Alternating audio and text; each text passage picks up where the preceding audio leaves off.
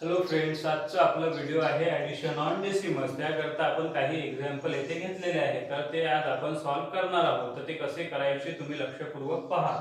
तर आधी आपण काय करू, जर एक्झाम्पल आपल्याला 0.30 प्लस 4.5 प्लस 0.1 आहे, हे आधी आपण एका साईडला राईट करून घेऊ. कशी मांडणी करायची ते तुम्ही पहा.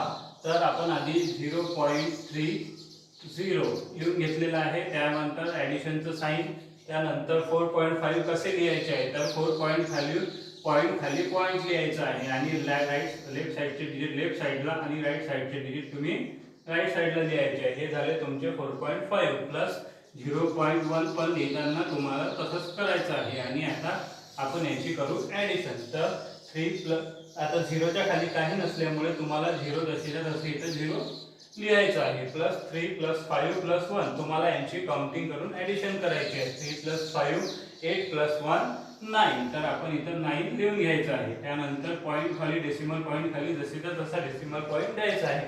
त्यानंतर 0 प्लस 4 प्लस 0 आन्सर आहे आपलं 4. तर आपलं आन्सर आलेला आहे 4.90. तर याच प्रकारे तुम्ही हे सॉल्व करायचं आहे आणि डेसिमल पॉईंट खाली बरोबर डेसिमल पॉईंट घ्यायचा आहे. अशा प्रकारे तुम्ही आणखी पण एक्झाम्पल सॉल्व करू शकता. त्यानंतर आपण नेक्स्ट एक्झाम्पल घेतलेला आहे 14.3 प्लस 1.2 प्लस 0.90. तर आपण हे पण कसं राईट करायचं हे बघू. तर ते हे पण राईट करताना तुम्ही लक्ष ठेवायचं आहे, पॉईंट खाली डेसिमल पॉईंट खाली व्यवस्थित डेसिमल पॉईंट घ्यायचा आहे. त्यानंतर 1.2 तर 1.2 आणि 0.90. तर डेसिमल पॉईंट खाली डेसिमल पॉईंट घ्यायचा आहे आणि इथे 90 आणि 0 आणि यांची करायची आहे आपल्याला आता ॲडिशन. आता 0 जशीच्या तसं आपण इथं लिहून घेऊ. त्यानंतर 3 प्लस 2 प्लस 9 आपण काउंट करू. 3 प्लस 2 5 प्लस 9 14. 14चा आपण इथं